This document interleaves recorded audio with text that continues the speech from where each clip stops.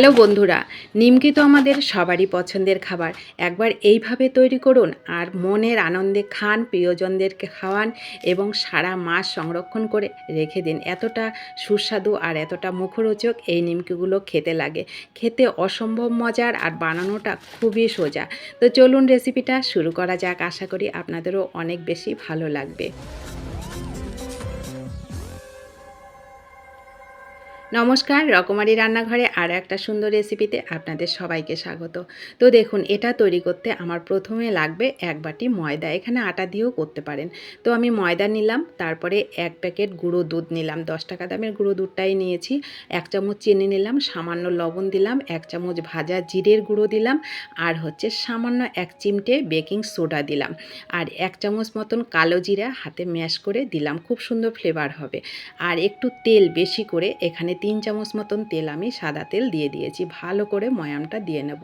ময়ামটা অবশ্যই বন্ধুরা এরকম করে দেবেন। যত ভালো ময়ামটা হবে তত কিন্তু অনেকটা খাস্তা আর অনেকটা মুচমুচে হবে। তারপরে ময়াম দেওয়ার পরে এটাকে আমি অল্প অল্প জল দিয়ে সফট একটা ডো রেডি করে নেব। তো বন্ধুরা, এখানে যদি আপনারা চান তো ঠান্ডা ফ্রিজের জলটা দিয়ে করতে পারেন, তাহলে আরও অনেক বেশি খাস্তা মুচমুচে হবে। তো দেখুন, মাখা হয়ে গেলে উপর থেকে একটু তেল মেখে এটাকে 10 মিনিটের জন্য আমি রেস্টে রেখে দেবো। 10 মিনিট পর ফিরে এসে এটাকে আরও ভালো করে আমি সফট করে এটাকে মেখে নেব। তো মাখা হয়ে গেলে এইবার আমি এটাকে দুটো লেচি করব।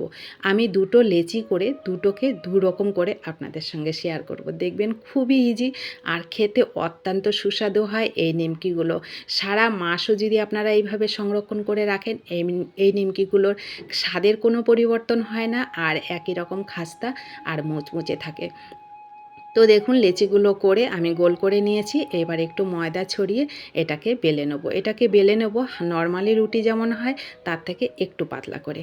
তারপরে উপর থেকে একটু সাদা তেল দিলাম 1 চামচ মতন, একটু ময়দা দিলাম। তারপরে এটাকে ভালো করে রুটিটার মধ্যে লাগিয়ে নেব। লাগানো হয়ে গেলে এইবার এটাকে এইভাবে ফোল্ড করে নেব।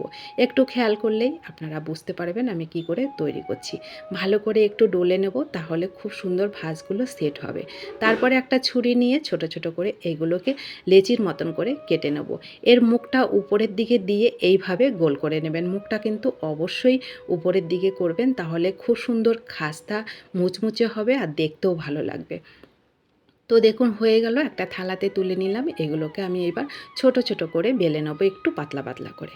একটু ময়দা দিয়ে দেবো উপর থেকে, তাহলে বেলতে সুবিধা হবে। অনেক বেশি মজার আর অনেকটা সুস্বাদু এই নিমকিগুলো খেতে লাগে। তো আমার পেজে যদি কোনো নতুন বন্ধু থাকেন তাদেরকে স্বাগত জানাই। আর আমার পেজে থাকার জন্য, আমার সঙ্গে থাকার জন্য একটু অনুরোধ করি সাবস্ক্রাইব করে আমার পাশে থাকার জন্য। আর আমার পাশে যারা আছেন তাদেরকে অসংখ্য অসংখ্য ধন্যবাদ ও ভালোবাসা জানাই। তো দেখুন, হয়ে গেল। এইবার পরের যে ডোটা ছিল, মানে লেচিটা ছিল, সেটাকে আমিও পাতলা করে বেলে নিয়েছি। বেলে এইবার এই দেখুন ছোট একটা বাটি দিয়ে এইভাবে কেটে নিলাম। এই যে কাটার টুকরোটা বেরোলো, এটা কিন্তু আমি এইভাবেই নিমকির মতন করে একটু ছিঁড়ে ছিঁড়ে ভেজে নেব। ব্যাস, রেডি হয়ে গেল। কতটা সহজ আর কতটা সুস্বাদু এই খাবারটা, আপনারা সত্যি না তৈরি করে খেলে বুঝতেই পারবেন না। তো হয়ে গেল। এইবার আমি তেলটাকে মিডিয়াম গরম করে এইগুলোকে গ্যাসের ফ্লেমটাকে মিডিয়াম টু লোতে করে রেখে এইভাবে লাল লাল করে ভেজে নেব। এরকম ব্রাউন কালার করে অবশ্যই ভাজবেন, তাহলে অনেক বেশি খাস্তা আর মুচমুচে হবে। তো দেখুন, আমি সবগুলোকে একইভাবে ভেজে নিচ্ছি। প্রথমে কিন্তু তেলটা একদম হাই হিটে আপনারা দেবেন না, তেলটাকে মিডিয়াম হিটে এগুলোকে দেওয়ার চেষ্টা করবেন, তাহলে অনেকটা খাস্তা আর অনেকটা মুচমুচে হবে। তো রেডি হয়ে গেল আমার দারুণ স্বাদের মুচমুচে খাস্তা নিমকি।